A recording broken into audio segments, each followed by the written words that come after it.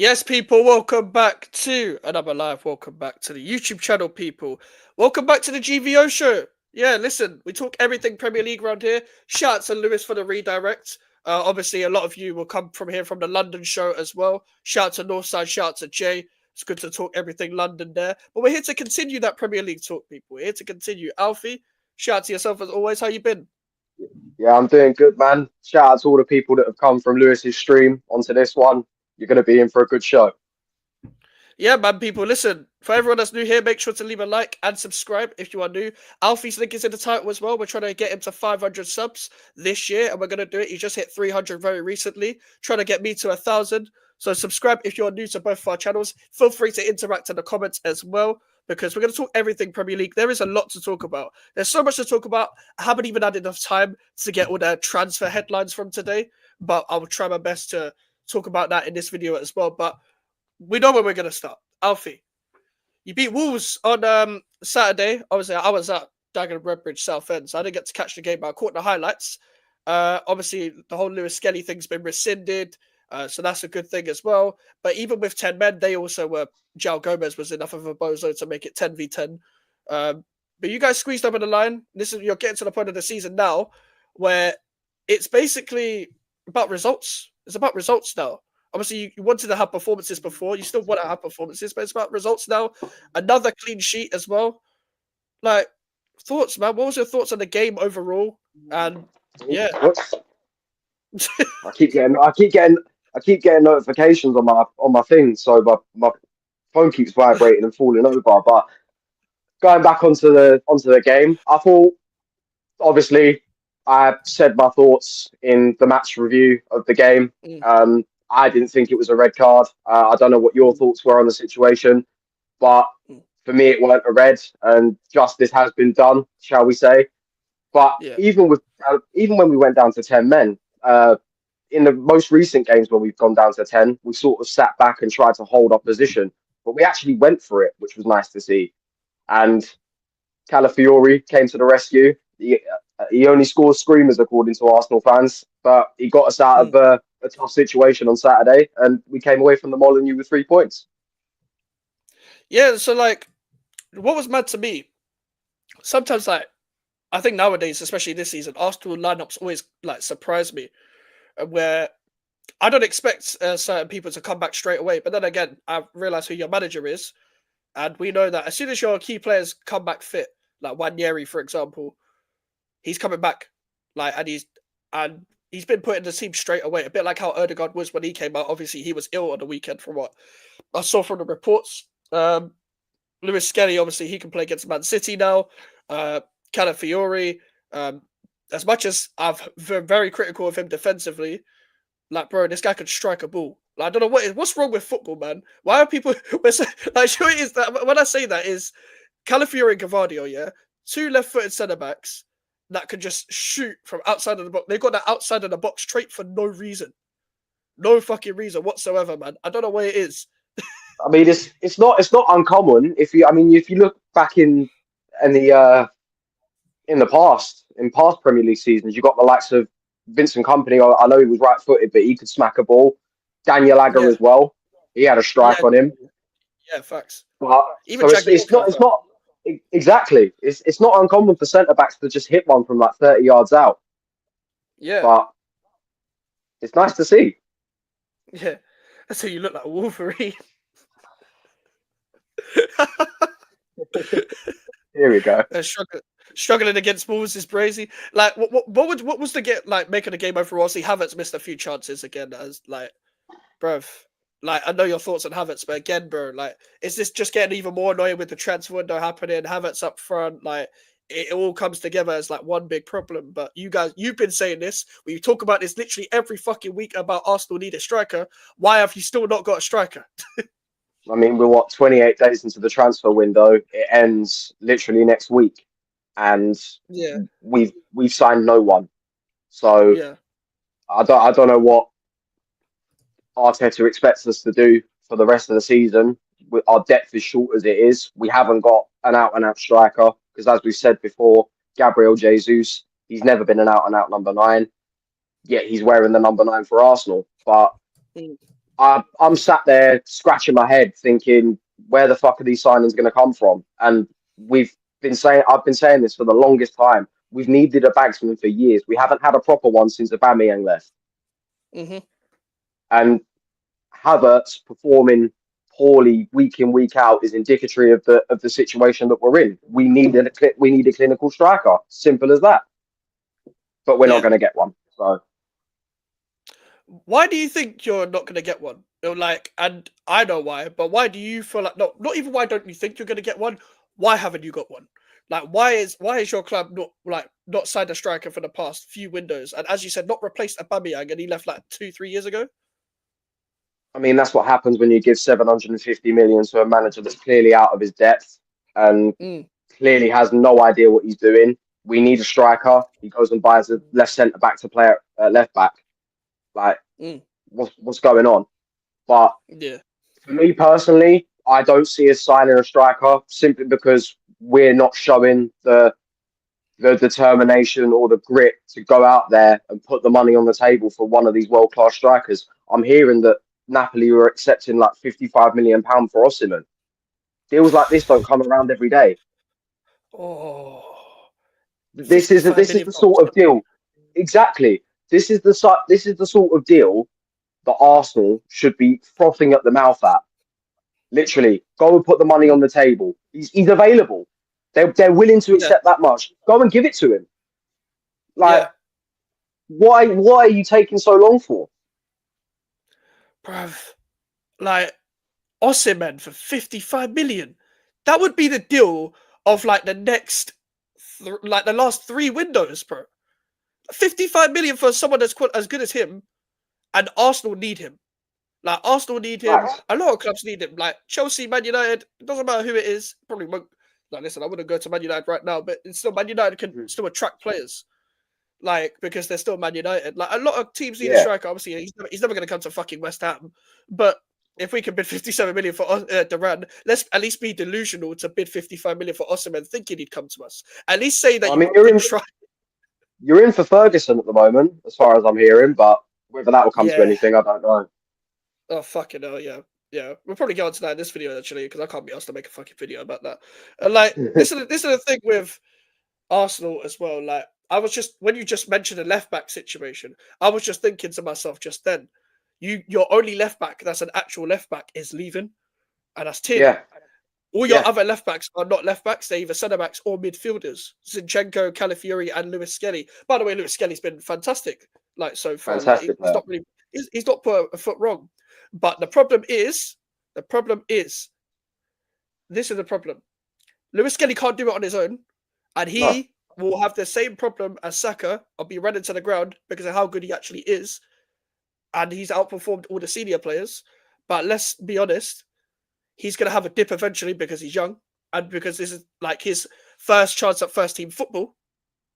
So you're going to need competition, like actual competition. Like, but I think Arteta sees that as Calafiori, Lewis Skelly and Calafiori. If if Gabriel and Saliba get injured, we've seen in a couple of games that they have been injured.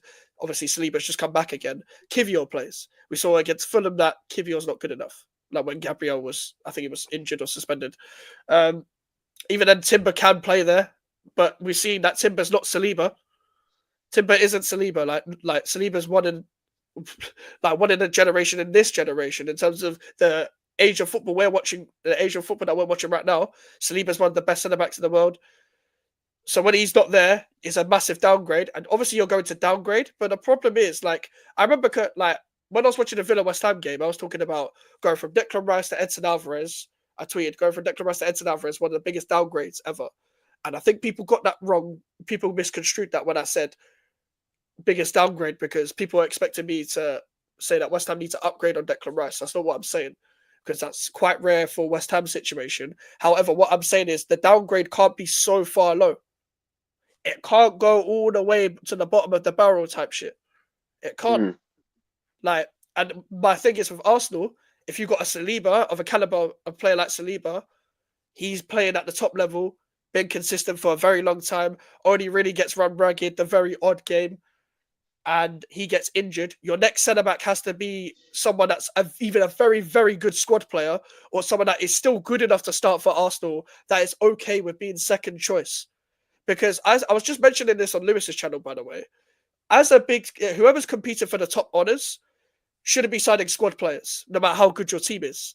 Because let's say your regular starters do shit, but the squad player comes in and they get a run of games, and they are actually performing like utter shit. They're kind of meant to because you signed them as a squad player. You signed them as a caliber of a squad player. If you signed a regular starter, let's say Arsenal wanted a right winger, you should still be trying to sign a right winger, try and scout a right winger that's better than Bukayo Saka, even with how good Saka is. So when Saka is injured, like now, doesn't matter. It doesn't matter anymore because you got I someone feel like else. I feel like if you're a big club, you want competition for places. You want every Yeah, single player to feel like they're going into a game under pressure because they know that yeah. if they put in a poor performance, they can easily get dropped out of the squad and replaced. You want Mm. that. You want that competition for places in a team. And right now, we haven't got it. Mm-hmm. Like this is the thing now. Like, do you even think with a striker that everything is solved? No, Like, what other because positions for you do you need to fix? I feel like we need another forward player because Yeah. let's face it, even though they've shown moments this season where they can play well, they're not, in terms of Martinelli and Trossard, they've not been as consistent as they can be. I feel like a lot of Martinelli's problems are the fact that we haven't replaced Xhaka properly Mm-hmm. because Xhaka and Martinelli seem to link up really, really well in his last season at Arsenal, and we haven't replaced him since he's gone to Leverkusen. And since then, Martinelli's form has got worse and worse and worse. And with Yeah. Trossard, I feel like the problem with Trossard is, and we've spoken about this many times before, he's brilliant when he comes off the bench, but he's poor when he starts. And it's only on the very rare occasions when he does start that he does perform well. So I definitely think another winger would be an proper would be another reinforcement. I'd Mm-hmm. definitely say another out and out left back or a fullback in general. Another out and out player who can play at fullback. None of this, playing centre backs at left back or playing midfielders at left back, because that's not Yeah. feasible for an entire season. And not Yeah. only that, they don't know how to play there. Mm-hmm. Like, it's square pegs, round holes. Facts. And I'm gonna I don't think this because we talk all the time, but I'm gonna play devil's advocate. Let's say Arteta's reasoning for having centre backs at fullbacks is for aerial duels and height things like height issues and stuff like that as well. He doesn't want to sign an out and out fullback because they're too short or whatever, and he feels like they'll get dunked at a back post and whatever. What would you be your counter argument for fans that think like Arteta in a sense of, well, he signed Calafiori for height, he signed Timber on the right for like because he's aware at centre back he can defend the wide areas as well. Like, what's your thoughts on that? That's the perfect example, because if you're looking at it, Calafiori's got height, but then you look at Timber. Timber's not tall, but Mm, yet he gets the job done in that fullback position. So yeah. what is his excuse for playing tall players in the fullback positions? Because nowadays Hmm. fullbacks are meant to dart up and down the pitch to provide support for those out wide. But right now we are, and there's no other way of putting it, but we are set piece and inshallah FC.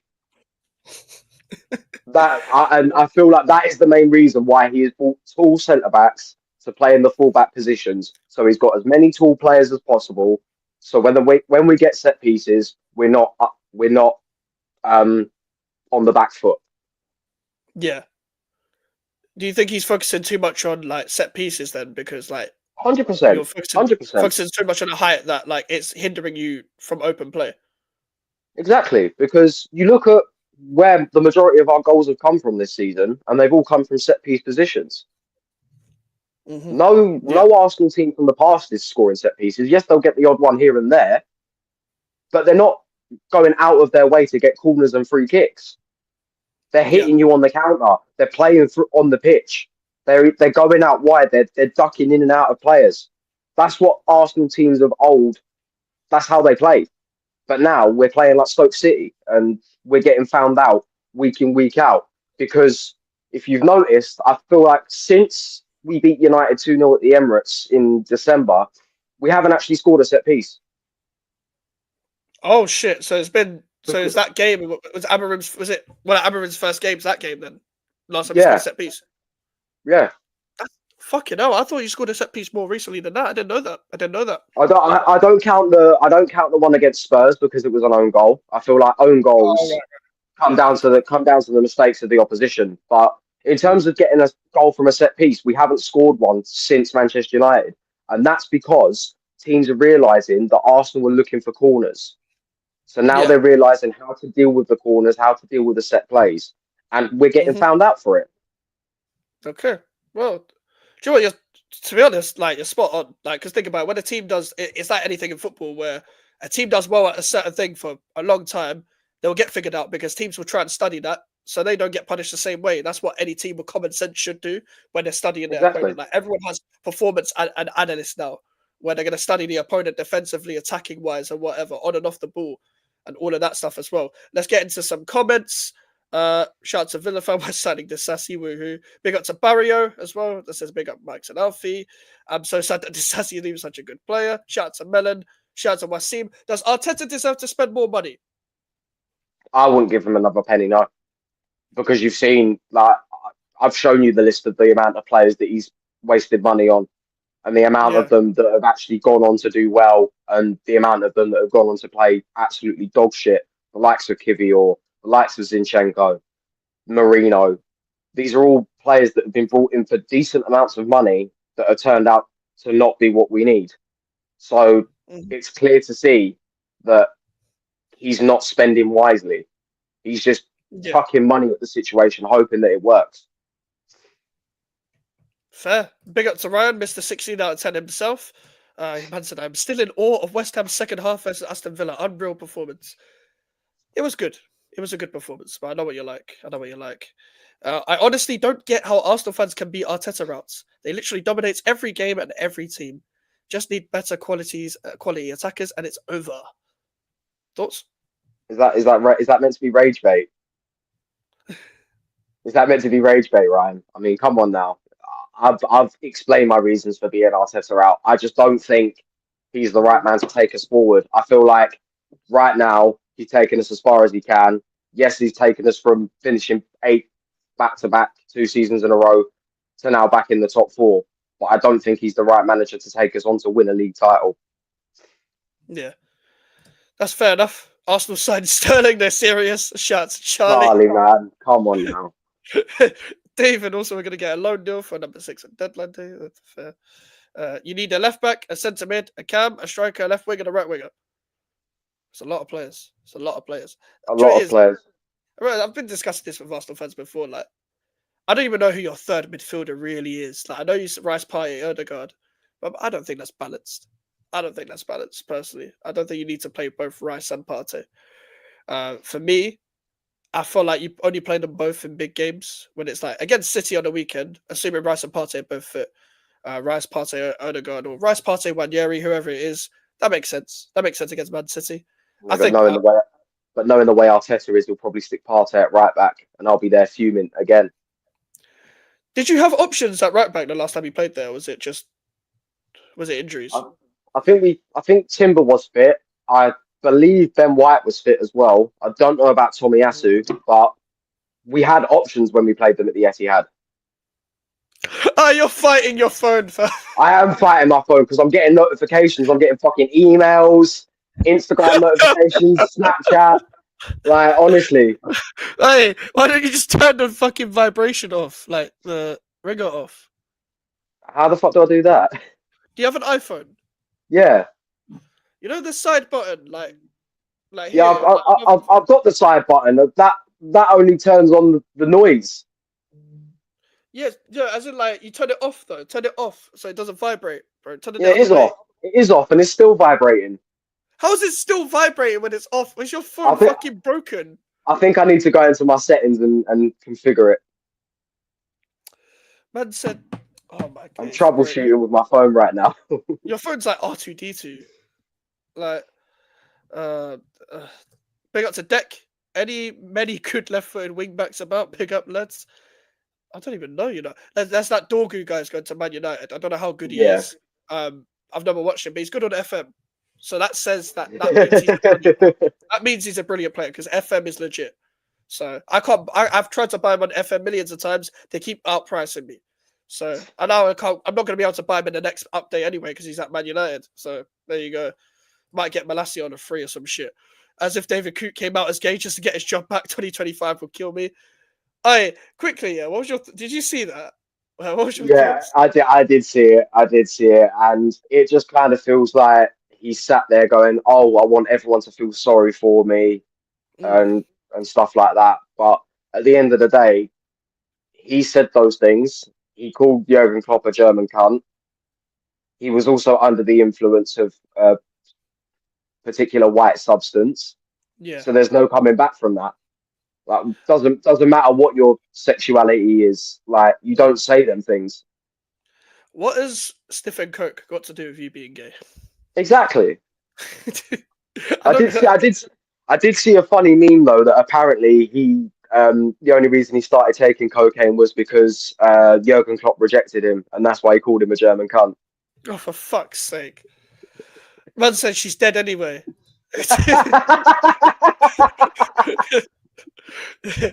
His reasoning is because Pep done it on the centre back things. Yeah, do you know what? That's funny though. Like when Pep did that four centre back thing in the treble season, Arteta was like, copying my homework but just rewording it, sort of shit. Like, Yeah, but that's what it felt like. Pep's got the silverware to back it up though.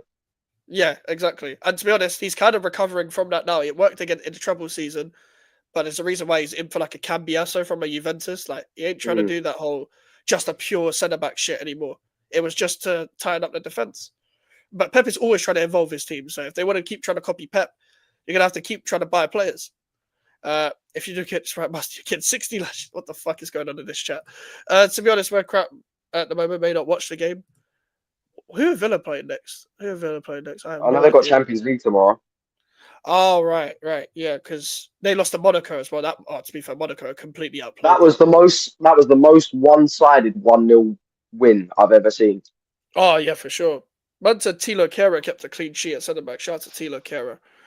This is like an Arsenal team of old though. The Arsenal of old won fuck all, and his team win fuck.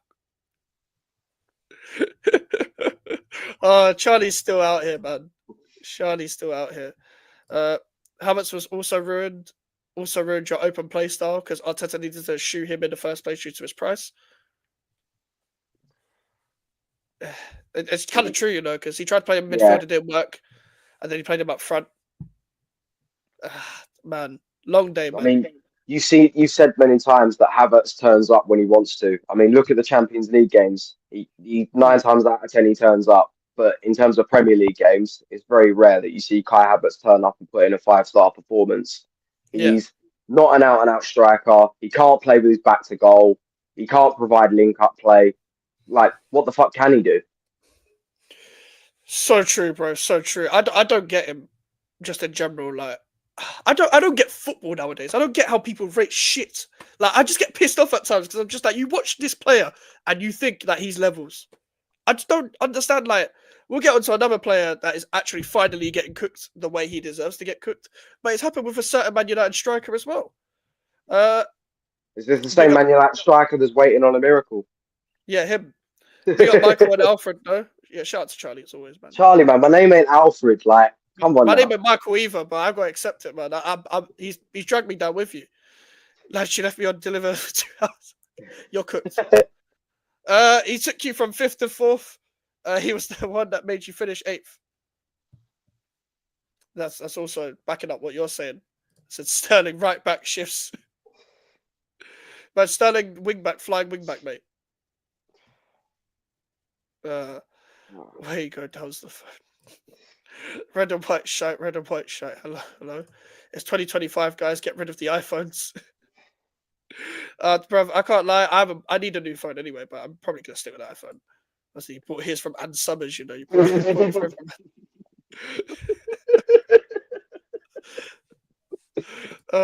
Coots are wronging. They're ones where you get too many, unfortunately, emails after applying to jobs. I've had a few of them in my time, Melon. Don't worry. I've had a few of them. Unfortunately, You, you haven't been selected for the next stage, yeah. but we wish you the best for your Oh, future endeavours. bro, the fucking. Thank you for applying for this application. Unfortunately, we are not going to advance to the next stage. Bro, shut up, man. I second his club opinion, and who doesn't love Colombian stuff? Fuck's sake. Shout out to DWTT. I don't know what team these were. I'm assuming these. Wait, I thought it was. That's Ian That's Wright. So Arsenal. That's Arsenal. Arsenal, Yeah. Arsenal, yeah. Havertz in March is good. Brother is retarded. Yeah, he is retarded. Melman the giraffe, bro. Bro, listen, by the way, Barry is from Colombia as a Chelsea fan. By the way, I'm sorry for giving that Wala David Cute our precious Colombian coffee. He doesn't deserve it. We was told that Havertz was going to be just like Bergkamp, world class, generational, best in the world. Like a Boza centre back at Chelsea who likes to grind on Haaland. Oh yeah, Charlie is out here for Colwell. By the way, you see when Charlie finds an enemy, he will keep at it. Havertz wishes he was Bergkamp. I'm telling you that now. I remember there was a comp when Chelsea sold you Havertz, yeah. And it was someone made an Arsenal comp every time like the ball fell to Havertz, and as soon as Havertz strikes the ball, it turns into Robin van Persie.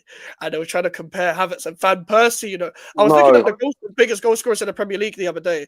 Van Persie's up there, by the way. People Yeah. forget this. Van Persie's up there with like all these goal scorers. People forget how many goals he actually has. He was a brilliant striker. He was a brilliant Yeah, striker. It's just a shame we couldn't give him what he wanted. He wanted a new deal, but we didn't give it to him. And at the end of the day, after that happened, he had the choice between United and City and chose United.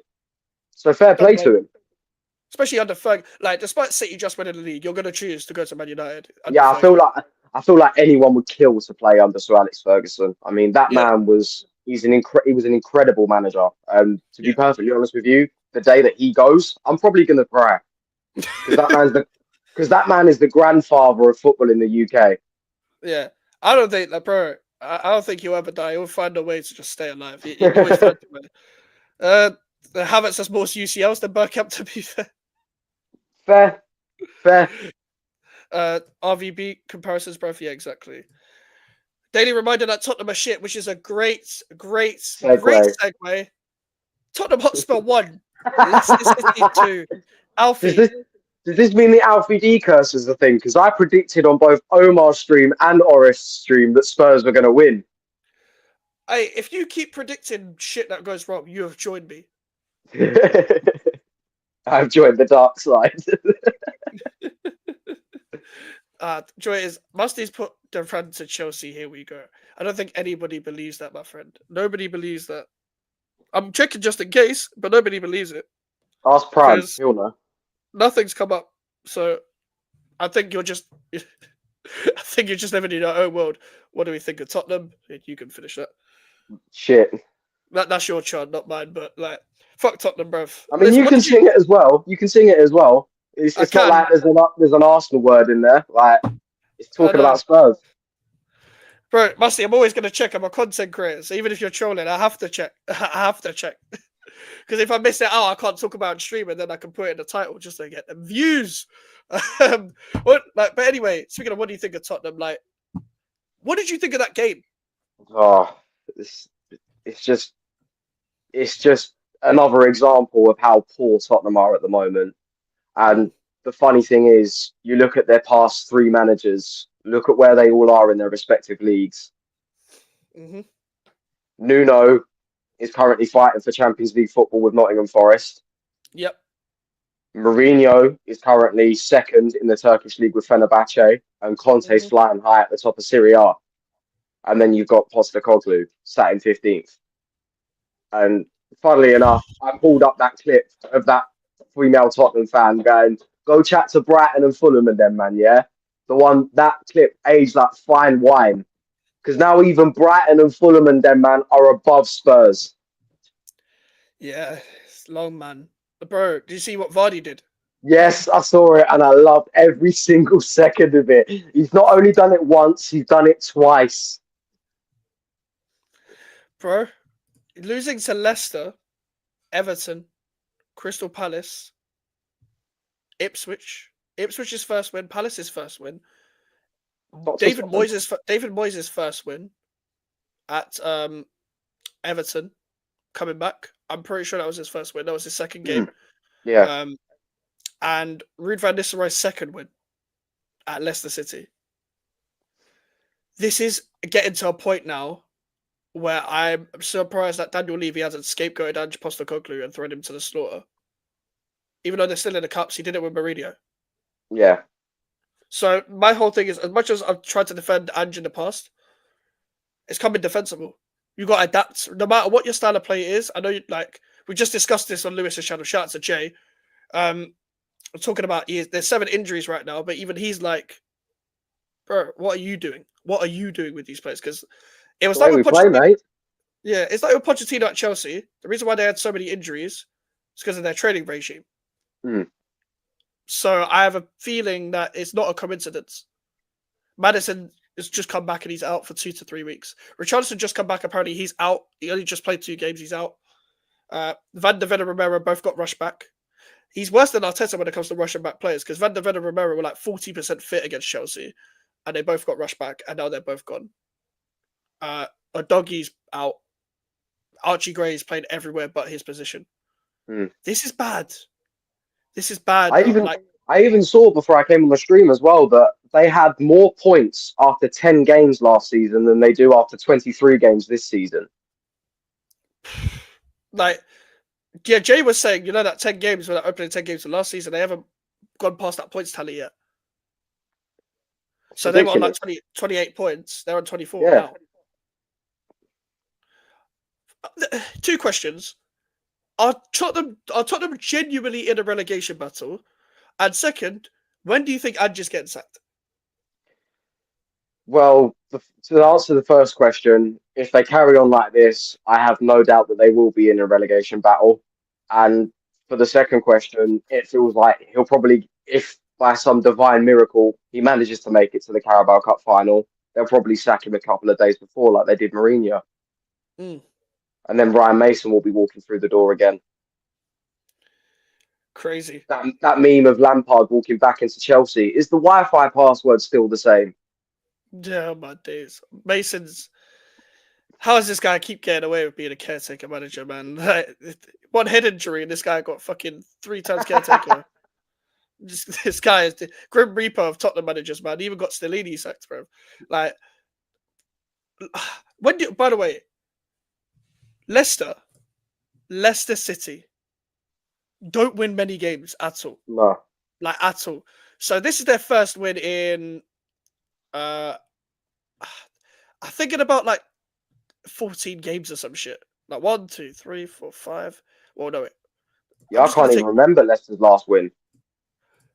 Who do you think they last won against? Which team do you think they last won against Leicester City?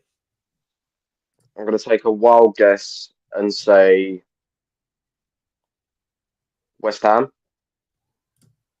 Lopetegui's West Ham United. This game right here was their last win. Jesus. This was their last win, bro. The 3rd of December. We're nearly 2 months away.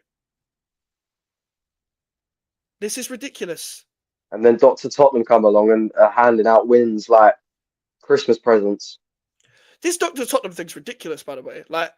Their fans are so on point with that because I always think when I see a Dr. Tottenham meme, I think they're not going to do the same this weekend. But Calvert-Lewin scores his first in 10 or whatever it was. They're not going to do the same this weekend. They lose to Leicester City at home.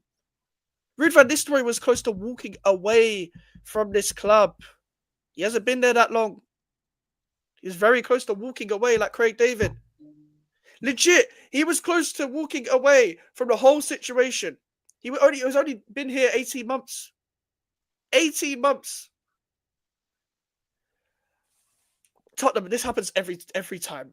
Since Pochettino, every 2 years. Did you see the banner that the Spurs fans held up as well? What did it say again? I couldn't remember. I think it was 24 years, 16 managers, 1 trophy. Time for change. We all know who that was directed towards. Yep. Julian from AFTV. Yeah. Bro, they look so alike. So mad. They're cousins. They must be cousins. And I can't stand both of them. I like Levy. I think he's done a great who thinks he's done a great for Tottenham. Of course you fucking would. I fucking love Daniel. Daniel Levy's a legend, bro. Like, he's a fucking legend. Like, keep doing what you're doing, mate. Keep doing what you're doing. That's the thing, though, with Tottenham. Like, it's all good saying that in the ground, and I've been there before with West Ham, and I'm still kind of there with the owners. But you're doing it in the ground. You've already paid the ticket, so a bad ain't gonna Yeah. get them up. And I don't know when did you see the video of like after the game where they all went to get beers and stuff like that? Mm. They're like, that's one of the few stadiums where after a win, in fact after a loss, they're going around hanging around in the stadium buying drinks to hang out in. Imagine being a fucking steward at Tottenham, bro. Like you're like, oh fucking, I've got to be extra here for a few hours because there's not one of my beers. They claim that they want Daniel Levy out, but then after a loss, they'll go there and spend however many hours on the concourse buying beers. All you're doing is just lining his pocket. Yeah. And for the past 2 seasons, I think Daniel Levy has been the highest earning football chairman. Mm. He's the main problem, right? He's the main problem about Tottenham. Yeah, without a doubt. Yeah. Like, because bro looks at money like a Mayfair hooker. I've said this before. So true, you know. So true. But yeah, Tottenham are shit. Shock. But are they in a relegation battle? I don't even think we're in a relegation battle. So that's why I'm saying no.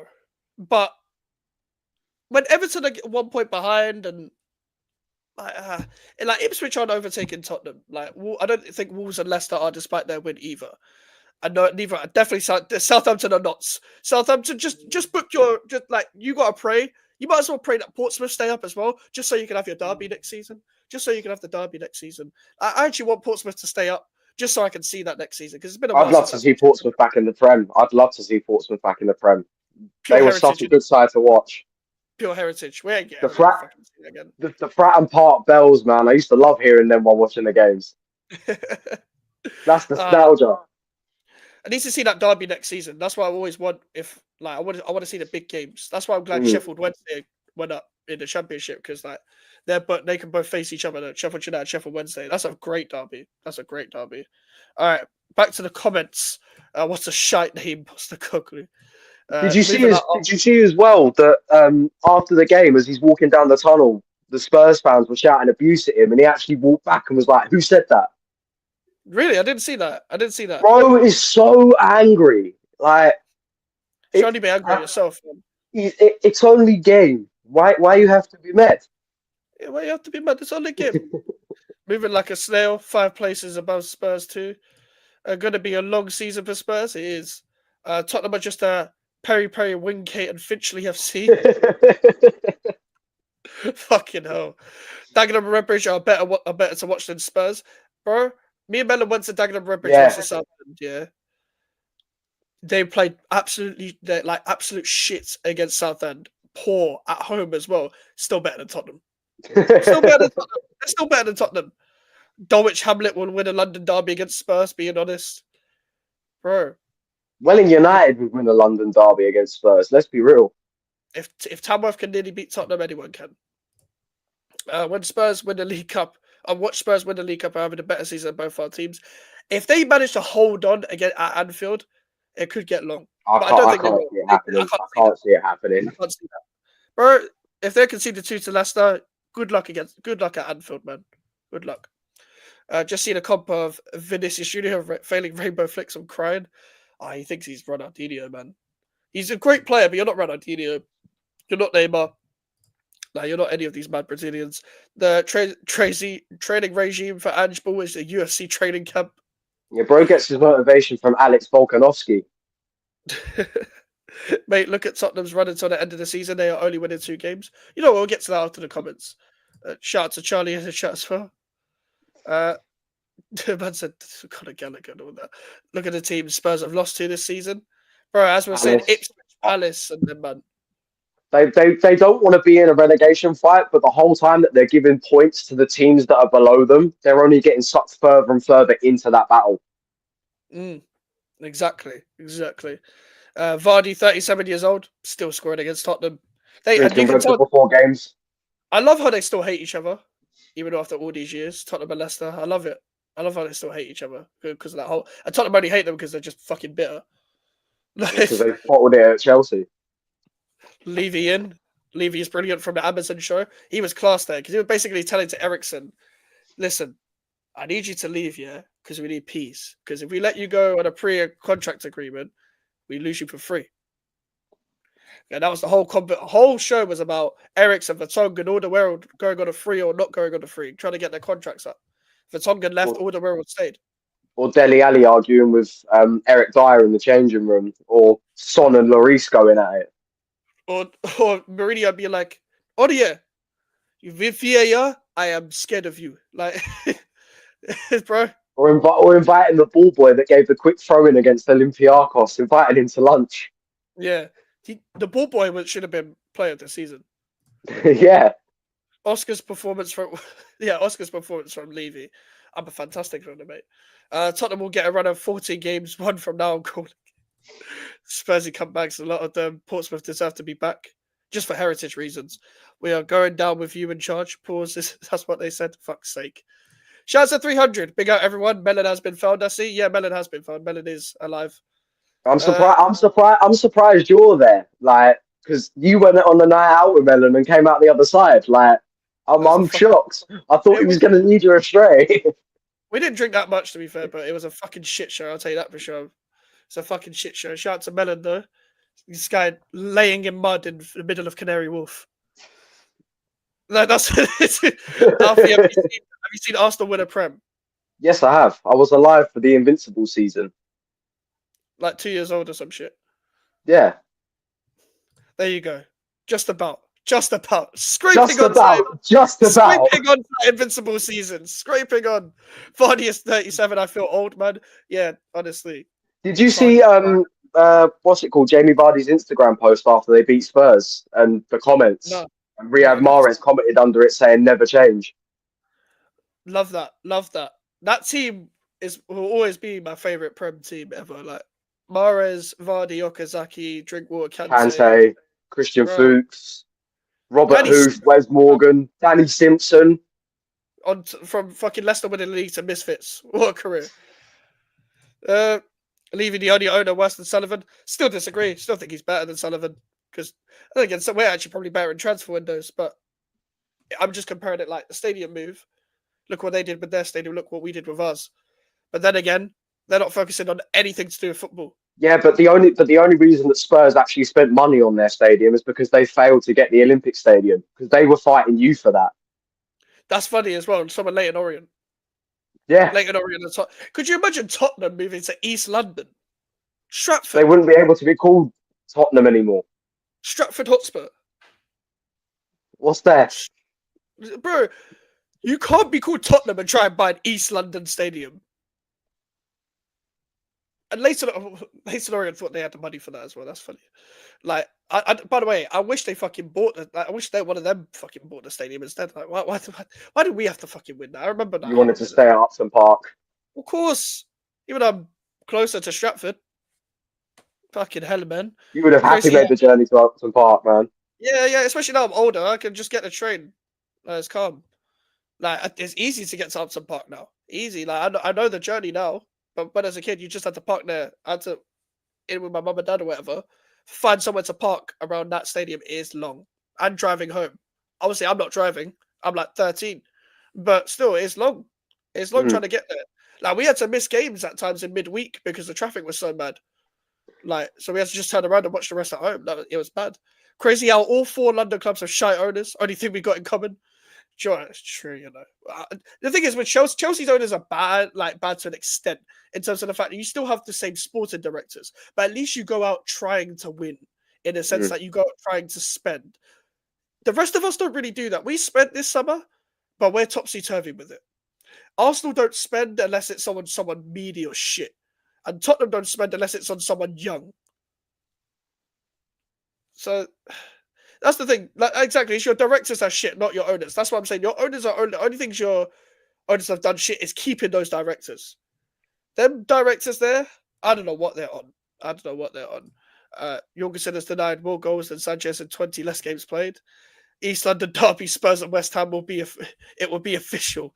Yeah, I don't get. That's the thing. I don't get the same thing as other fans do, because obviously our rivals are Millwall, But even with Millwall, ain't East London, they're Southeast, and Southeast just count themselves as South anyway. But also, we don't get to face Leyton Orient. We haven't faced Leyton Orient since the 80s. And even then, if we Fucking face hell. Leyton Orient, unless they were in the Premier League year in year out, there would be no rivalry brewing because there's sometimes they hate us, we don't care about them. They hate us, but we don't care. But it's not like Sunderland, Newcastle, Arsenal, Tottenham, like Palace, Millwall, Palace, Charlton. It's Liverpool, not like, Everton.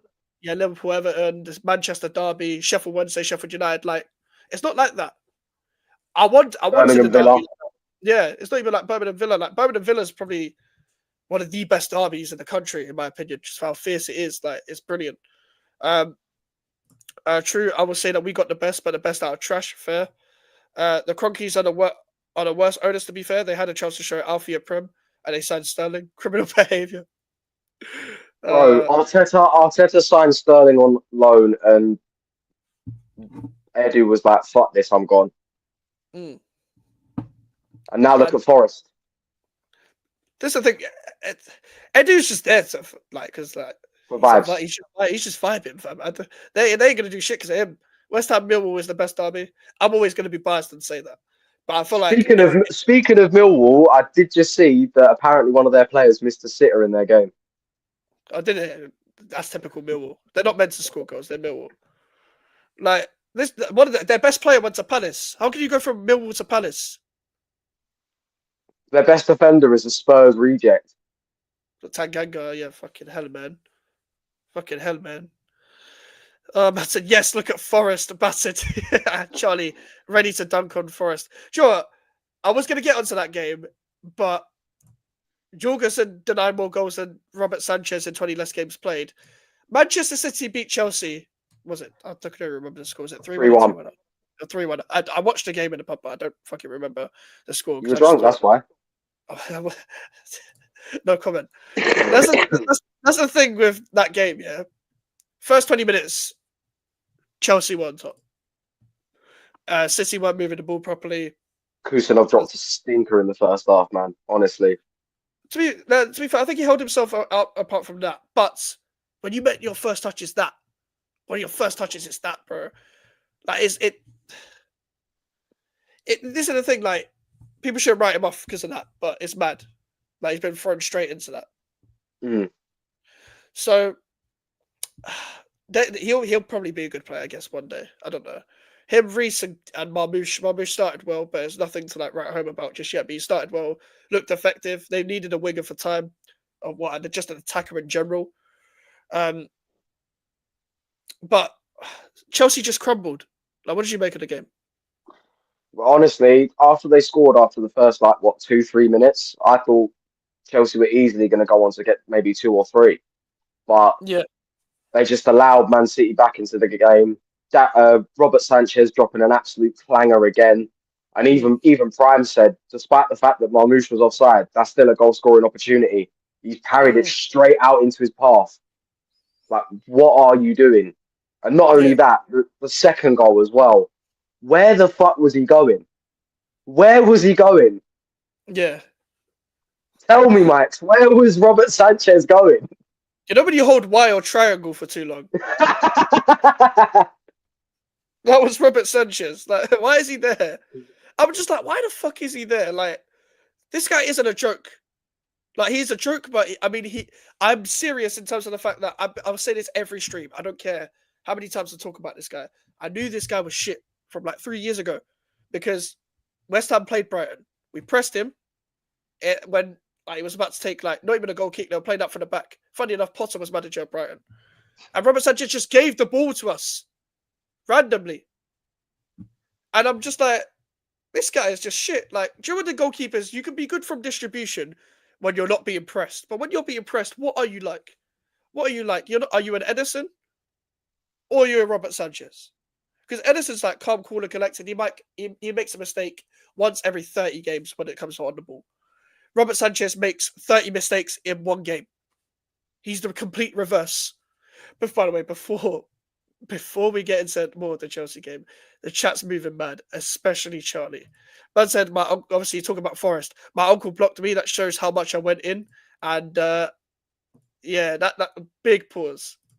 Big pause. That's the first AO of the day. Bruv, that is What do you mad. mean by that? Man, he doubled down, by the way. How the tables were turned, he didn't like it when he was the one being molested. Fuck's sake, Charlie, man. No way Charlie is a West Ham fan. He is a West Ham fan. Chelsea going on to score it early. Yeah, you don't watch Chelsea games. Bruv, this is the thing with Chelsea, yeah? Like, you got to strike while the iron's hot. So when you're going on this mad run, and then you lose to like Ipswich, Everton, whatever, or draw to Everton, lose to Ipswich, is what it is. Mr. Fulham. Lose to Fulham, like you're going on a mad run, but you get to January, you can rectify it. But I'm seeing them linked to Mateus Tell. I don't think that's the player they need, but you could be worse. You could actually get Garnacho. Garnacho would be the last kind of signing that West Ham, fucking hell, God forbid, but that Chelsea needs to make, because it's not an upgrade on any winger that they have. It's not even an upgrade on fucking Madueke or Mudryk, let alone Sancho and Neto. And Neto, like, hasn't been great recently. And Sancho wasn't good against City, but like, if you've got Sancho and Neto, you've got Madueke, you look at that attack and you think, I need Garnacho. I don't think they'll get him because it's like 70 million that they're trying to get. But surely you need competition for Jackson. Like, also, the defense, man. What was Colwell and Chalobah doing for those goals? Like, I know Sanchez was shit, but what were Colwell and Chalobah doing? Like, once you stop pressing, there's no point having a high line because you're not putting pressure on the team to like dribble through and whatever. Like, if you get dribbled through from and it's a team playing up from the back, okay, you can say I hold my hands up and whatever. But the way you conceded chances, the way you conceded goals, there's no point if you're not pressing aggressively. There's no point. And against a Like, striker like Haaland, you need to press aggressively. I mean, mm, look at the way we play against Haaland. I mean, look at last season, for example. We played mm, against Haaland at the Emirates. He spent the most of the game in Saliba's pocket. You look at the game at the Etihad from last season, the one that was a 0-0 draw. Spent most of the game in Gabriel's pocket. Like, we've shown that he's not invincible. Like, fact. he can be beaten, he can be controlled in games. But you've got, at the moment, Chelsea have got novices at the back that don't know what they're doing. It's almost as if they're Yeah. making it up as they go along. And also, like, Gabriel and Saliba, like, physical demons as well. So, like, even if they're not as strong as Haaland, they can, like, it doesn't even matter about just purely strength in football. It's about momentum of strength. I remember seeing the game against Man City at the Emirates last season where it finished 1-0, and I remember seeing Saliba sit Haaland down. Mm. Just with a little shoulder barge, he sat him down. Yeah. I was like, that was the point where I was like, okay, this guy is levels. This is the thing with Haaland. I need you. The thing is, I don't even think City were that good against Chelsea. If I'm being 100% real, I thought they were okay in moments. I thought like players came on, did well. Like certain players came on and did well. I thought Marmoush was probably the standout, but for me, it's not even the fact that City were that good and completely outplayed Chelsea. It's the fact that Chelsea were just that bad and that It was naive. like it was like when we played you guys, when we beat you guys 5-2. It's almost as if you gave us the game. Yeah, That was it exactly felt what happened. Chelsea gave City the game. yeah. So that's true. You know, that's true because like I don't get it. Like, I get pressing. I get sitting high up against City if you're going to press them because, like, you don't want City to play out from the back. You don't want City to get in your box. So you might as well put them in your own. You might as well make sure they're on the other side of the pitch, so that you don't have many chances of like conceding a goal. But I don't get it. I didn't get the approach. I think Maresca, like, the problem is with Maresca, how Chelsea are played. When Chelsea are winning games, everyone's saying Maresca is the oracle. When they're losing games, it's Maresca's fucking dog shit. Like, have a bit of balance about it. Like, Maresca had done well, but he needs to do better. It's just a case of make better changes, switch up the team, be more ruthless. Like, the directors need to sign some players. Don't make yourself the face of the problem at Chelsea. Same way I said with Ange, where Andrew's like, I sign off every player that signs for this club. He said that about Tottenham. Don't make yourself the face of that. You're basically admitting that you're the scapegoat. Yeah. Yeah, exactly. And this is the thing. What do you think of the top 4 race then? Do you think City comfortably get top 4? Do you think they'll battle it to the end? I definitely think it's going to be tough because you look at teams like Forest, you look at teams, yes, I feel like Chelsea, maybe they can get out of this rut that they're in. Maybe they can't. I feel like we're just going to have to wait and see what happens with Chelsea. But it definitely feels like, despite the result that Forest had at the weekend, they're still going to be up for the fight for top 4. You could just see it in the way that they play, that they're willing to fight. So it will definitely be tough for City to get top 4. But I still believe that they can get top 4. Oh, for sure. For sure. What do you think of the state of Chelsea then? What do you think's missing from this Chelsea team currently? I think you hit the nail on the head when you said that they need competition with Jackson. Because you can't rely on him to get you your goals. Yes, you can't rely on Palmer either, because it's not, at the end of the day, football's not a one-man show. It's a team of 11, and you need all of the cogs working to get the most out of the team. And if one of those cogs becomes dodgy or feels like it needs sharpening a bit, you replace it with a new one. You add level raisers to your team. You don't go out and buy players like Garnacho. I mean, he's not necessarily a bad player, but he's not necessarily a good player either. He's somewhere in between. But he's definitely not the right fit for Chelsea.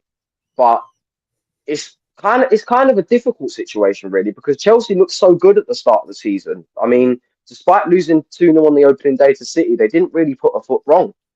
But now it's all coming at them from all different directions, and they're struggling to deal with it. Yeah, sorry. Listen, people, this isn't the end of it, but make sure to like the video, make sure to like the stream. Alfie's link is in the title. Make sure to subscribe to Alfie. Subscribe to the channel if you're new as well. Road to 1K. Gonna get some more comments, people. Some of you are moving a bit too mad in the chat. I don't know what I've inherited, but this has gone so left. It's mad. It's fucking mad. But is it bad? It's bad. I'm not gonna read all of them. Because yeah, it's a bit crazy. It's a bit crazy around here. But A bit of a sticky one still. It's probably not the best phrase to use right now. Mike's no need to talk about that game, man. Sorry, man. We gotta talk about you, man. You give me corn all the time, man. Like you gotta hold that, man. Gotta hold that.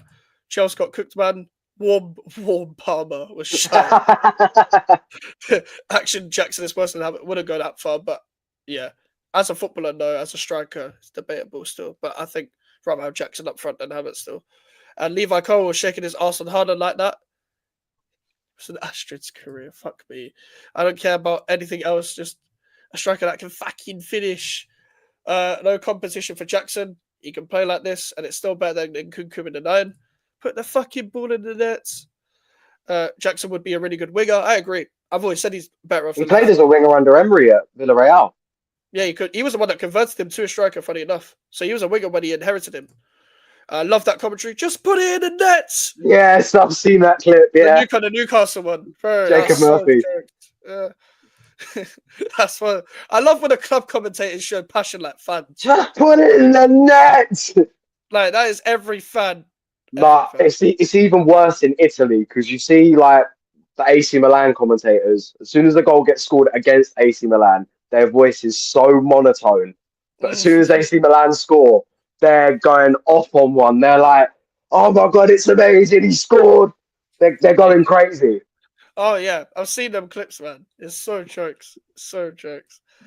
What about this season when he scored and the ball bounced the ball off Gabriel's fat head? That's a pause to that. I don't know if that's a pause still. Chelsea fan Havertz at West Ham. Yeah, if Havertz goes to West Ham, yeah, I will make sure you'd never seen a hater before. Like before me, if Havertz ever went to West Ham, I promise you. I will boo him every game. I will boo every touch. I will cuss him even if he scores. I will do everything I can until he leaves. That's the kind of person I am. I don't care. Gunner. Oh yeah, but 10 times worse. Like 10 times worse. Because Lee Gunner said, "I'll never celebrate a goal he scores for this club." Yeah, I hear that though. You don't want him in the first place. Alfie, what do you think about the inevitable deadline day signing of Rashford? I don't fucking want him. He's shite. He's shite. Sterling 2.0. Literally. So But flip floppy, it's ridiculous. that's the thing, like Sterling 2.0 in terms of you signing a mad winger on on deadline day again. Because you waited until fucking deadline day to sign him. Havertz would have getting into our team. That's facts, by the way. And we got injuries. We're playing Paquetá and Kudus up front. I still would have taken Havertz over them too. Okay, this is mad. This is mad. Brother looks like Palsy, you know. I remember when Zerkamp. Okay, all right. I'm not reading the rest of that. That's fucking mental, bruv. This is the part where I'm gonna skip. I'm gonna skip a few comments. Need to skip a few comments here, fam. All right, ability to finish chances, ability to kill games off, better in-game management from Maresca. That's what what's it? His response was to what Chelsea are missing, etc. Directors making good signings that don't sniff mid-season. Shout out to Deck as well. Never asked Alfie this, by the way. What are the 5 teams you hate the most in order? 5. Top 5. I think Top first 5. we all know is Spurs. I feel like that's undoubtedly, as an Arsenal fan, you've got to hate Spurs. Like Yeah. it's just natural.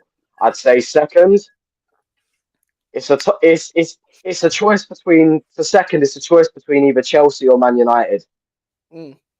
I feel like Man United slightly get the edge because of the rivalry in the early 2000s and the fact that for most of the time it was both of us going for the league.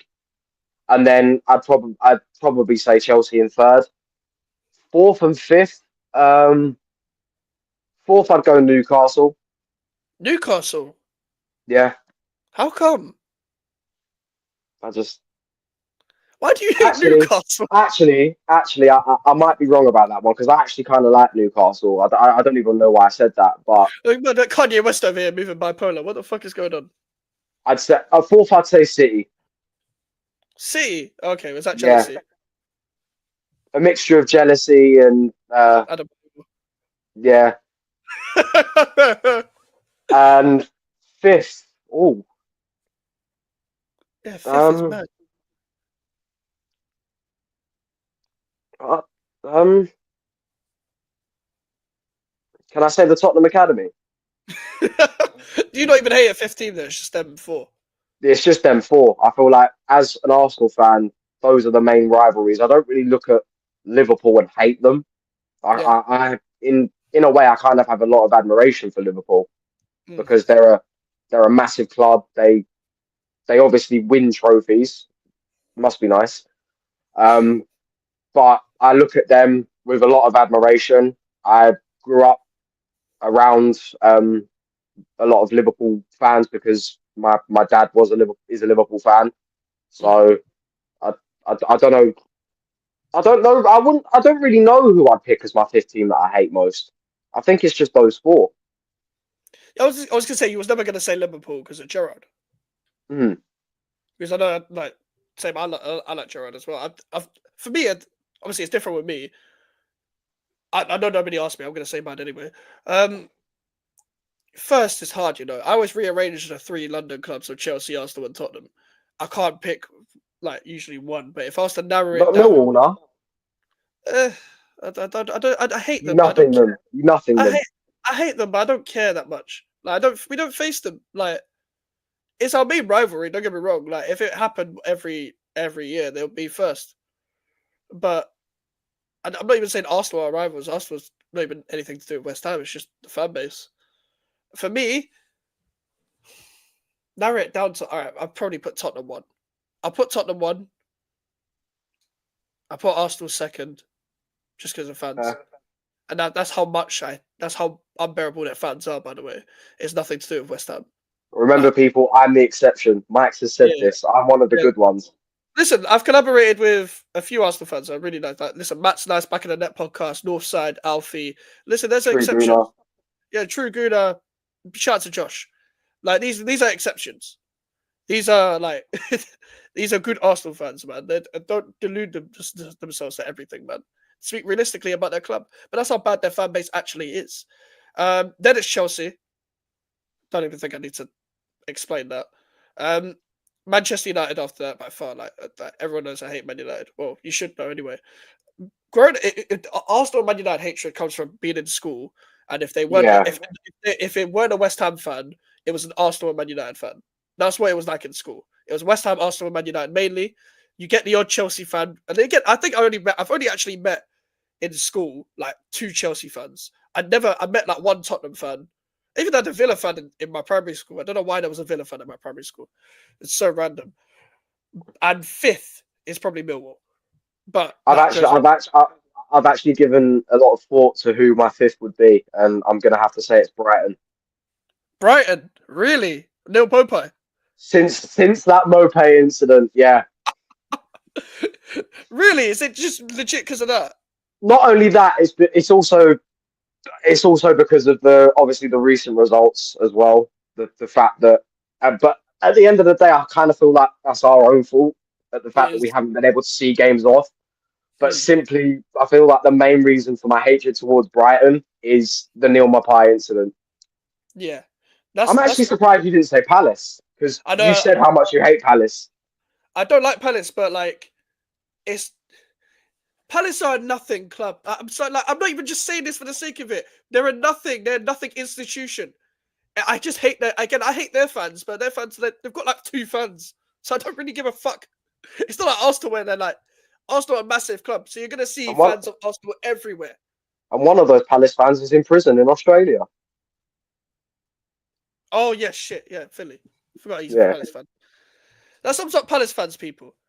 I hope we beat Chelsea on Monday if we play like in the second half against Villa. I hope so as well, but it's Stamford Bridge, man. It's written in the stars, though, isn't it? Graham Potter goes back to Stamford Bridge and shows Chelsea what for. That's what everyone's saying, but we ain't won there in like nearly over 5 years, and before then we ain't won there since 2003. So, uh, Mike's careful because if we batter you at the bridge, I'm going to give you the biggest cooking man, your dusty club. I don't even think we're going to win, so you can cook me all you want. I don't really care. Mike's watch along next Monday, yes, and Melon's going to be on that watch along as well. So it's Mike's versus Melon for Chelsea West Ham. It's going to be a long day, man. Why do you hate Spurs? You was North London United last year when they played City. I don't think Alfie was, but I hear what you're saying. Funnily enough, as well, I did see another meme that Spurs fans can't win because they wanted us. They specifically wanted to lose against Man City last season, and now they're seeing them lose week in, week out, and aren't happy. Make it make sense. Newcastle clap their cheeks every season. I get why Alfred hates them. I've never seen Alfie as angry as after that Carabao Cup game. And by the way, there's still a second leg to play, but I think we all know what's going to I happen. don't even know whether I'm going to watch it, man. I'm going to be honest with you. Now you gotta watch it, man. You gotta do a match review. True. I'll just watch the highlights afterwards. Watch Isak score a hat trick. I said Arsenal put Arsenal as your fifth most hated team. Just say Leeds because everyone hates Leeds in it. No, but Everyone Leeds are does. falling apart again, man. Like, Fuck's sake. Yeah, Arsenal fifth. As an Arsenal fan, Arsenal should be in your top five. Listen, Arsenal. Preston North End, the first invincible, should be fifth. This is Charlie's side. Millwall, Arsenal, Forest, Manchester United, and West Ham. Charlie's a West Ham fan, by the way, so completely understandable why you hate West so Ham. now I see why he's saying, "Oh, you should hate your club as the fifth club." Yeah, exactly. A true Guna is a crazy name, bro. But that's the thing, like everyone calling themselves a Guna, you got to wear that with chest respectfully, because you're literally gooning. About 15 of the 14 million fans they have are good Arsenal fans are an endangered species. Alfred is just dying disgust. Fuck off. Fuck off. I said Charlie Alder why you hate for us. Oh yeah, it's because it's family, innit? Yeah. The fan base can't stand him on a personal level. Family ties. I hate Brian as well. Alfie, he's a West Ham fan as well. Just that's because they always used to beat us though. Like we've only beaten them once in the Premier League era. That's a young fiddler.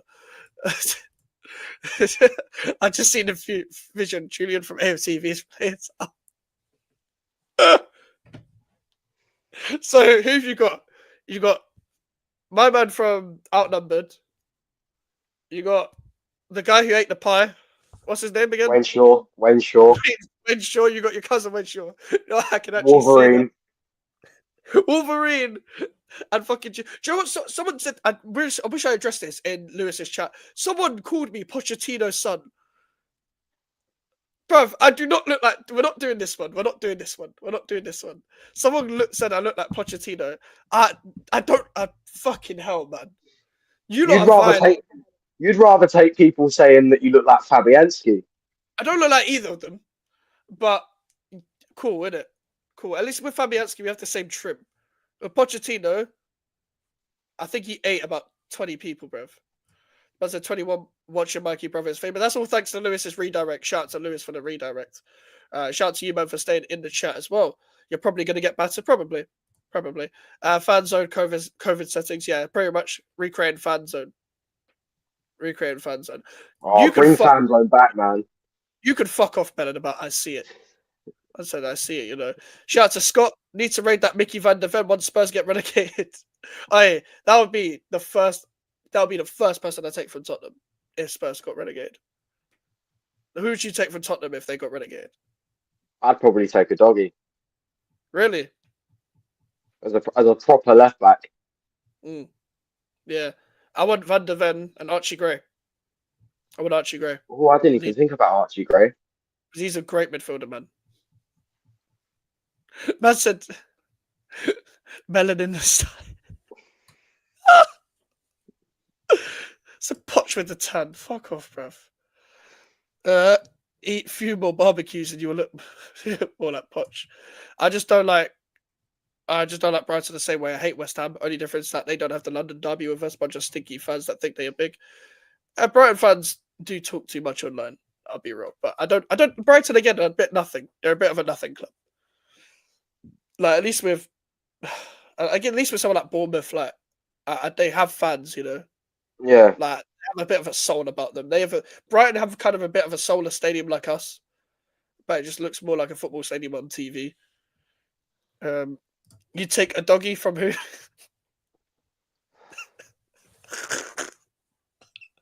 Fuck's sake, Charlie. For fuck's sake,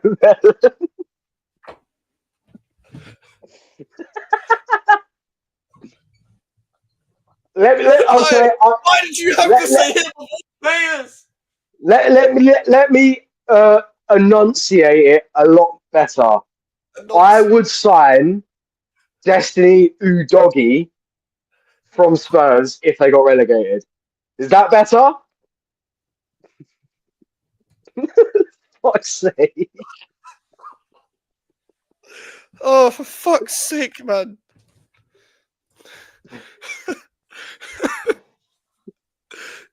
Oh. Why do I even say anything?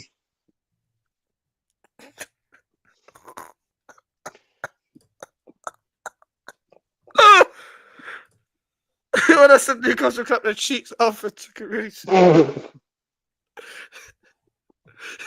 Man said enunciate. Oh my fucking god! So I just put my mic on mute for the rest of the stream. No, I won't even do that because I know most of these motherfuckers can lip read. Wants a doggy from Destiny. You want to get doggied by Destiny. All right. Let's move on to the next game. Speaking of Forest, from that game, I wish I got to watch that, but like, bro, I predicted 2-2 on Omar's channel.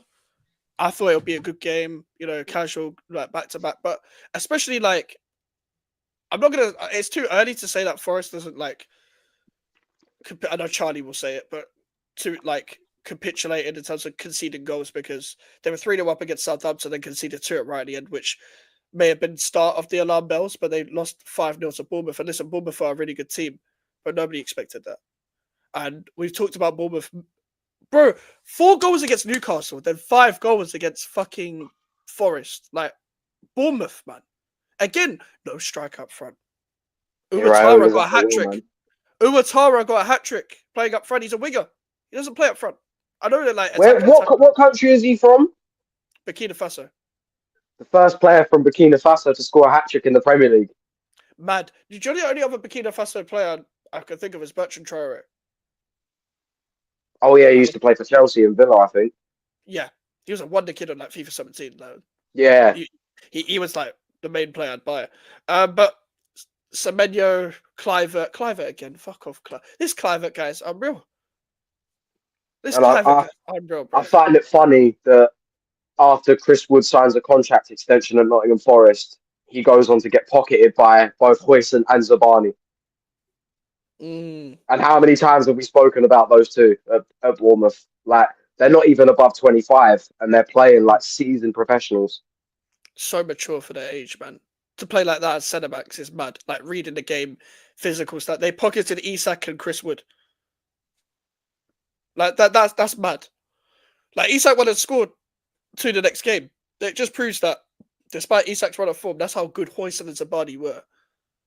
Like, they've been brilliant. As I said, Huijsen's not even... He's third choice centre-back at Bournemouth. Senesi's first. Senesi and Zabani are the first choice. Senesi's out injured for how long? He's been out... Well, I don't know how long he's out for, but he's been out since November. Do you feel like after he comes back from injury, do you feel like he's going to struggle to get back into the team simply because of how well Huijsen's playing? Yeah, they have no reason to drop him. They have no reason to drop Huijsen. And Huijsen was the guy that Juventus let go. Yeah. By the way, Juventus let him go. And I saw a report the other day saying Juventus are looking for a young centre-back, a bit like Dean Huijsen. Bro, you had him on your books. And yet they probably needed to raise funds, but you had him. And by the way, Thiago Motta's drawn like 10 million games in the fucking league and only lost his first on the weekend the other day against Conte's Napoli. Like, they're like 5th. You probably needed a Huijsen, mate. And they were trying to sign Todibo, like we signed Todibo. They were trying to get Todibo on a cheap throughout the whole time. You had Huijsen there. Like, it's ridiculous. It's mad. And now Huijsen's ripping it up on the South Coast. Is it the South Coast? Yeah, it is, yeah. It is South Coast. Is that the equivalent, though, of like Man City are looking for a dynamic attacking midfielder like Cole Palmer? Is that what the equivalent of the report is? Yeah. Like, where you had him? or Arsenal are looking for a quality number 10 like Emil Smith-Rowe. Yeah, exactly. You had him. Like, you had him there. Why not use him? And that's alarming to me about Huijsen. Like, he's probably going to go for a big move. So is Zabani, not maybe next summer, but because they can't sell them both, they're probably going to have to. I think the one that's going to go from Bournemouth will probably be Kirkes. He seems to have the most interest. I'd sign him for Arsenal. I think he's a brilliant fullback, and I don't think he gets enough credit. He played against us for Alkmaar against West Ham. Like, Alphabet FC. Yeah, this guy was by far the best player on the pitch. Like, for Alkmaar, Alkmaar's best player, and I was like, "Who the fuck is this guy?" It was the same with Gusto. When Gusto played against us for Leon, I was like, "This guy, who the hell is this?" And he was like 17, 18 at the time. I was like, "This guy's ahead of everyone, head of the curve." Like, Kirk is a mad player. Like, how many times do I need to talk about their recruitment, their midfield, and the consistency? I need to look at the league table. And they're in 6th, I think. They are. They're 7th. They're 7th. They're on level points and level on goal difference with Chelsea. The only thing that's separating Bournemouth and Chelsea is Chelsea has scored 4 more goals. I think they were 6th before it kicked off at the Etihad. They might have been, yeah. They might have been. Yeah, they were 6th before it kicked the City-Chelsea game because City were sat in 7th, and because Chelsea won, City won, they moved up to 4th. That is mad though. That is mad. Like, look at Bournemouth, man. Only 5 losses, 7 draws. And by the way, I didn't know this. They're unbeaten in 11. They're unbeaten in 11. That is crazy. I know a few of them have been draws, but so what? When have Bournemouth ever done this? I think the last time I seen a Bournemouth team this good was their second season in the Premier League, the season where they finished ninth. But this team's gone beyond that This team's way better, in my because opinion. we're not even towards the end of the season and they're sat in seventh. They're in the battle for Europe. I hope they get some form of Europe. Same, I've been same. last week. Like, what do you think this is the start of a Forest capitulation or too late or too early? Sorry to say. I think it's too soon to tell. I mean, obviously, yes, the fact that they lost 5-0 doesn't bode well, but at the same time, they've still got the quality in the squad and the players to bounce back from it. If you get what I'm trying to say, but I still think that both Bournemouth and Nottingham Forest will get Europe this season, and I have no doubt about that. Yeah, I agree. I agree. I think it's going to be difficult to predict. I don't know because I think it's going to be 7 teams that get Europe this season for if it's It 7 might teams. even it might even be more if there ends up being 5 English teams in the Champions League. Yeah, that's the thing though. Like, I don't know whether we're going to get that coefficient this year. So I think, oh, it's going to be difficult. How do you get that coefficient? By It winning depends. it? It depends on how well the teams do in the European competitions. So that's Conference League, Europa League, and Champions League. So because Chelsea will probably win the Conference League, maybe that might boost it a bit. I don't think none of the English teams, maybe apart from Liverpool, are good enough to win the Champions League right now. Definitely not Villa, definitely not Arsenal, and definitely not City. So yeah, Liverpool. Europa League, maybe Man United can scam their way, but Tottenham definitely won't. No. Let's say it is 8 teams. That's going to be hard to. It might actually be Villa that miss out. It might be Villa because if let's say it's 7, it might be Villa that miss out. If it's 8, it will be this top 8. I just don't know what order.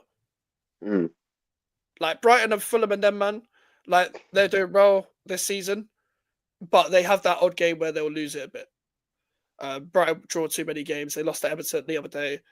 Fulham, like they're a good team, but they By just the way, on that Brighton loss against Everton, game's gone. Game's gone. How is Iliman Ndiaye getting a yellow card for doing the seagull celebration? what the fuck knows. I don't know why. Utter woke nonsense. It definitely worked nonsense indeed. Shout out to Bournemouth though. Shout out to Bournemouth. Imagine hearing the Europa League anthem at the Vitality. Oh, bro. You'll hear it from like 2 streets away. Man said, "Is that a song from Lion King?" You know, on my days. I've been excited since like fucking hell, man. I'm not repeating that. Did you see my tweet that I put up on Saturday of Simple Simon on that Channel 4 show, Four in a Bed? No, I don't even know who that is. You know that Simple Simon Donny from TikTok? He's known for being around people like Astrid Ware and El Brook and all them lot. I don't know who that is. He got famous from being on a TV show on Channel 4 called Four in a Bed, and it was about people owning B&Bs and voting on who had the best value B&B. And I said that Simple Simon went from owning a B&B to making content with OnlyFans sluts. I'm dying. What? I just don't know. I don't even have words to explain that career path. Like, I don't understand how you get there. Because I went and saw my mum in a room and she was watching it on the TV and I was like, no way, is that Simple Simon? And I just started laughing. Mm. You reckon Clivert's dad got him back in the family after disowning him? Fuck knows, bruv. Was it Issa Kabore? Forgot about him. Played for Luton last season. Another Burkina Faso. Was he? He was definitely Burkina Faso. Yeah. Shout out to Taz.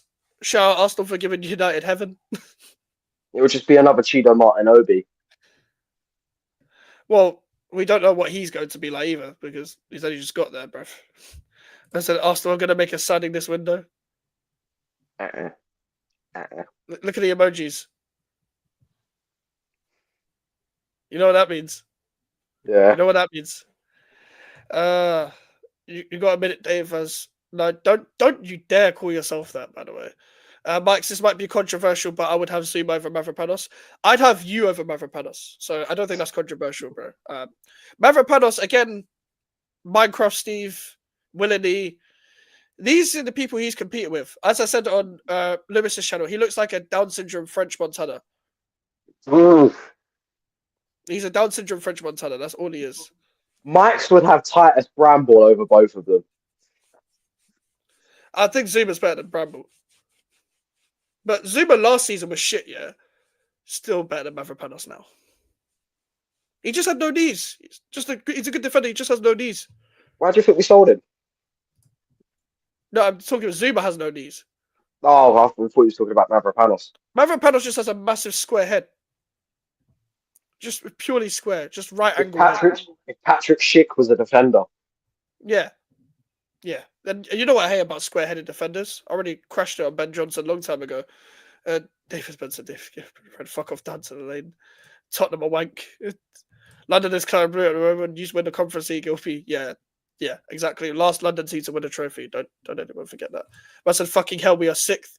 How are we sixth, bro? Yeah, it's mad, isn't it? Chelsea are sixth. Like, Newcastle are above Chelsea right now.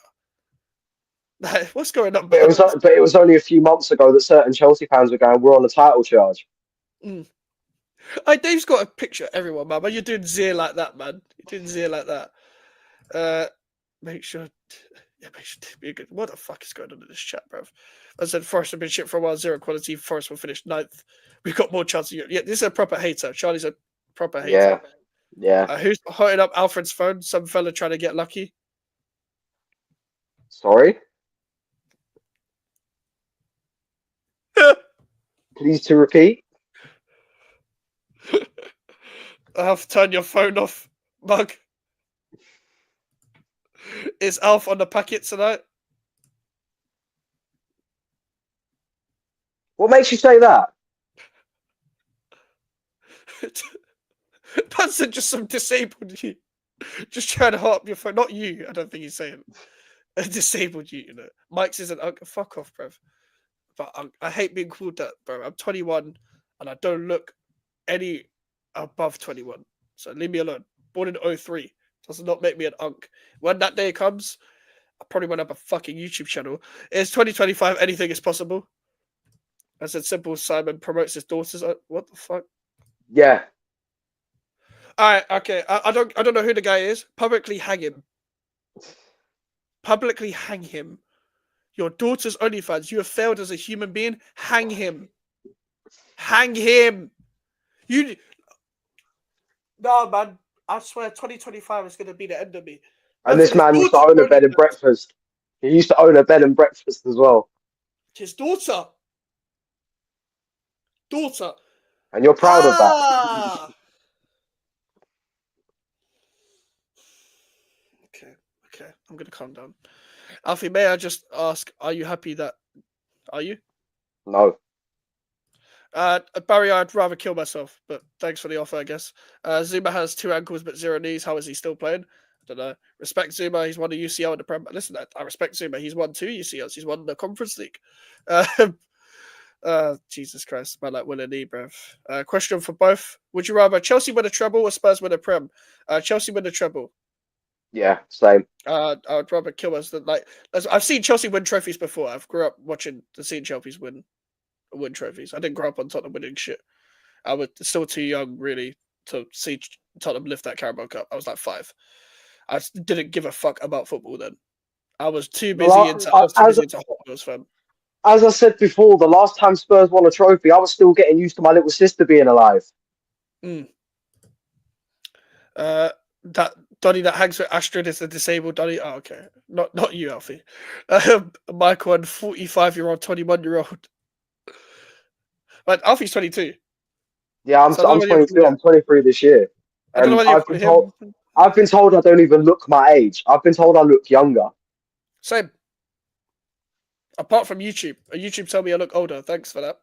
Alfie, you can split the G when you're drinking Guinness. Yes, I can split the G. I've never tried it. I don't even like Guinness, bro. I don't even like Guinness. Like, shite drink. It depends. It depends on where you get it, though. Like, if you're When did you have it? Did you have it out of the draft or did you have it from a can? It was in a glass, so it was at the pub. Oh, then it must have been a shit pub then. It was in Stratford. It was around the corner. They usually have good drinks, but to be fair, you never know. But that's the thing. I just don't like the taste of it. Like when I first tasted it, I was like, "This might taste nice," and then the aftertaste was like, "Nah, man, nah, man." Uh, you guys are forgetting how unbearable we would be if we won a treble. But you're forgetting, like, if Tottenham won a trophy, it would be like they just won 10 trophies, and then you can't even win 10 trophies in a season. Exactly.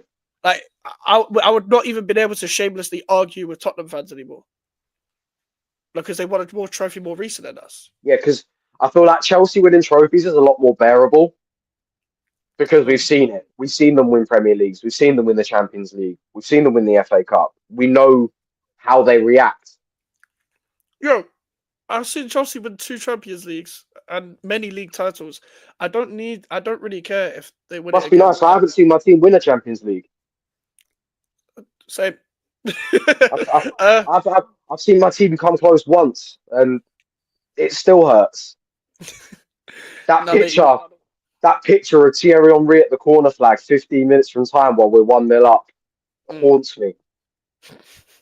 It haunts don't, me. don't blame you.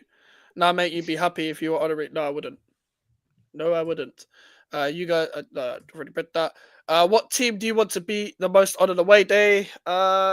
You go first, Alfie. I'm Oof. trying to Um, away day. It's I, actually I, for me. It's Chelsea, fam. I You know, still when it's feel Stamford like for me Bridge. it's Spurs. I feel like beating Yeah. Spurs away from home is it's always Mm. nice. I think it's because I don't see wins at Chelsea ever.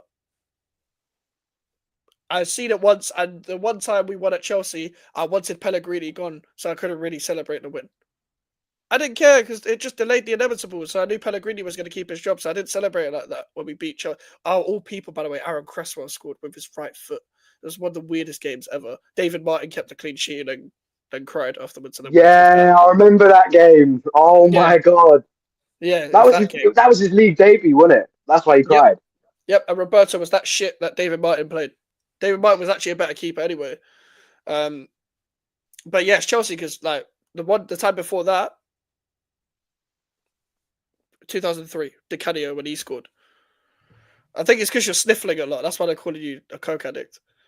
No, it's because I've got a cold, man. Can you not hear my voice? No, I It thought it's because sounds you a lot actually smoke deeper. coke. No, no, no, no. I'm not David Koo. I'm not Rota Shaw. Bro, to sure. I'm Uh, not any of these people. oh fuck's sake! Last time Arsenal won a prem, you were still having your nappy change breath.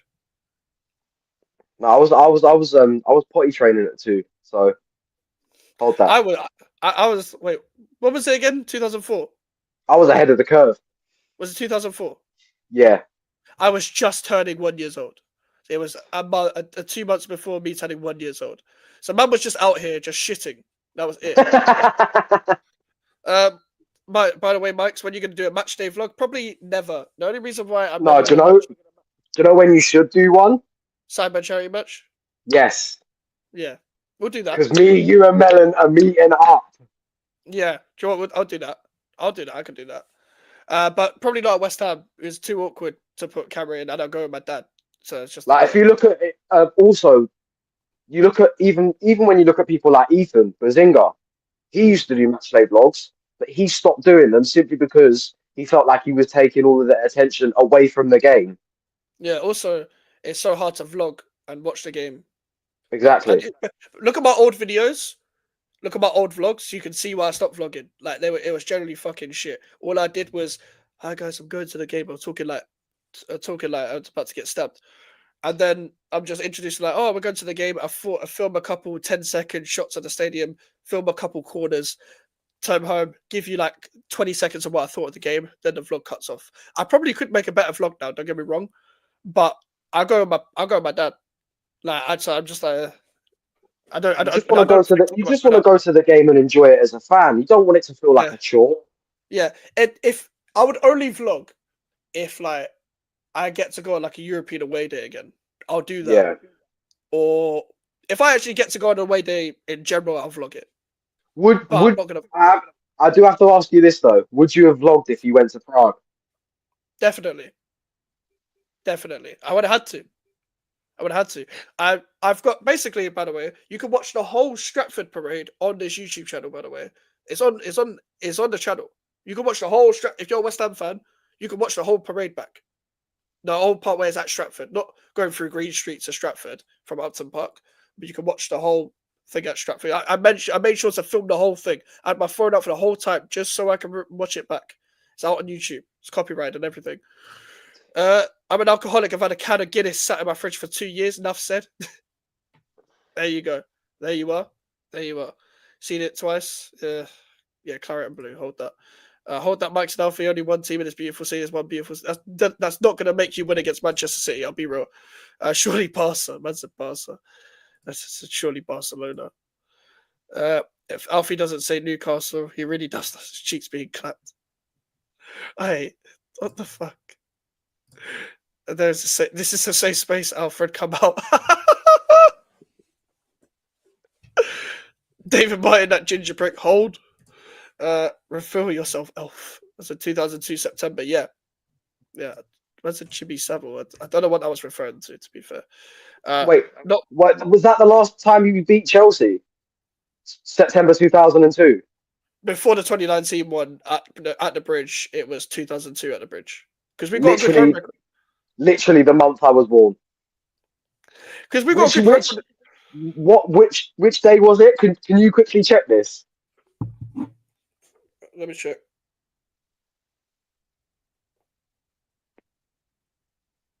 Chelsea versus West Ham. 2002. It was what? There's like what weekday? No, just the day of the month. Saturday the 28th. Of September. I was literally 12 days old. So you got to understand, before that Pellegrini win, that was the last time we won at the bridge. So that's why I have no confidence for Monday's game. But we'll get into that throughout the week. We've got a few previews coming up, people. I'm trying to get at least 2 to 3 match previews because all the content creators, I know a lot of Chelsea fans. So I want to get at least 3. Hi, how was your evening? My evening's all good. Hope yours as well. How about you, Alfie? Yeah, I'm doing good. I'm doing good. Apart from getting roasted by the chat, but then again, that's normal. I mean, so do I. In this space, you kind of have to accept the abuse that you get from the chat. It kind of comes with the job. So yeah, man said I wasn't born. Yeah, Melon's born in 2004. This guy's proper child, bruv. 100%. I'm down for that. Yep. So we'll match vlog it. I'm going to Cyber match as well. Wait. This is Dave, by the way. Dave's a troll. Dave. Oh my god. So what are we doing? What is it? A Max, Melon, Alfie, and Dave link up? Yeah. I don't know what Dave looks like, bruv. He might not even be there. He's a troll. So I don't even know if he's find out what Dave looks like, and then we can all meet up. That's the thing. If what's it called? Even if Dave's just like, oh, by the way, Mike, this is what I look like. I ain't gonna believe him. This guy's the biggest troll in the chat. As if I'm meant to like recognize you from that at the game anyway. He goes West Ham. There's no enjoyment. That's true. That's true. I am watching that parade. Fuck that parade. I wasn't saying it to you. 16th, 20th of September 22. Good evening. Get Musty and Melon on. Fuck Prime off. I'm Team Melon. We've got the Prime show on Thursday. We'll probably I'll probably try and do the London show Friday with Alfie Melon. I'm not out this Friday, so we'll probably do that anyway. But I'm also we've got a preview of Lewis at 7 p.m. Friday as well. I'm going to set that up as well. So we've got Prime, we've got Melon, we've got Lewis. Trying to get a couple more people. Last time West Ham fans actually got to celebrate a win at the bridge. John Cena was starting his career. No, it's still 2019. But if you wanted us to be actually happy with one, then yes, you're correct. Proper child user, all young. I don't know, bruv. That's a June 2004. Arsenal ain't won niche in my life. What's the FA Cups don't count? I don't know. Let's get Jeremy on. we're trying to get Joey on. We're trying to get Joey on. Get everyone in the chat on for preview pure vibes. Only reason why I'm not gonna do that, I have no idea what you man look like. I have no idea what you man are gonna say to fucking deactivate my channel, bro. And for certain people, I feel like Mikes would want to keep it that way. Bruv, I don't know how I'm meant to trust. Also, you would have to, what's it called? For me, you'd have to have your camera on. Because you can't be doing any mad shit. Or seeing any mad shit and not feel the consequences by not having your camera on. The only reason why Melon, also with Melon, I know what he looks like. I've met Melon. Also met Melon throughout the streams as well. So even when he doesn't have his camera on, I know what Melon looks like. I know what Melon's like. Michael knows what I look like. To be fair, I do. I could get Jams on, but he's retired. To be fair, I do need to ask Jams as well if he's down for a preview as well. Should I get CB on? I've asked CB. Trying to arrange that one as well. But listen, people, it's been a great show. Talked about as many games as we can, but it's purely just gone left, which is how it always does. But Alfie, where can they find you, and what have you got coming up? First of all, you can find me at AlfieD_YT on Instagram, Twitter, and TikTok. And literally 40 minutes ago, my match preview dropped for Arsenal against Girona tomorrow. And tomorrow, you will also see my match review of that game. There you go. But listen, people, fuck knows what I'm gonna upload tomorrow, but because West Ham do fuck with the transfer window. But I might have a video on the striker situation if there's nothing going on. If not, I will have hopefully a breaking news video. If we actually get to advance in talks with anyone. But over the course of the week, we're gonna try and preview as much as the West Ham Chelsea game as possible because we know a lot of Chelsea people. So try and get as many on the channel. And yeah. Shout out to the chat.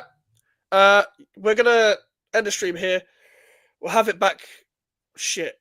I'm going to have to talk to Alfie when we'll have this back because Chelsea will play West Ham on the next Monday. So it's going to be interesting. Should we play it safe and go with Tuesday? Yeah, probably go Tuesday again. Because I've looked at the fixtures for the Carabao Cup semi-final and they're both on Wednesday and Thursday again. Oh, so that's next week as well. Okay, that's perfect. It's perfect. Okay, yeah. Next Tuesday, people. Next Tuesday will be the next show as well. But we'll have the watch along as well for the Chelsea West Ham game, which I'm not looking forward to because I know what you man are like as well. Make sure to like the video, people. Make sure to subscribe if you're new. Social medias are in the description if you want to follow me. The email for the inquiries at GVOMax. You want to follow me on Twitter, Instagram, and TikTok at GVOMax Clips as well, TikTok and Instagram as well. And yeah, I'll see you guys tomorrow. Take care and peace.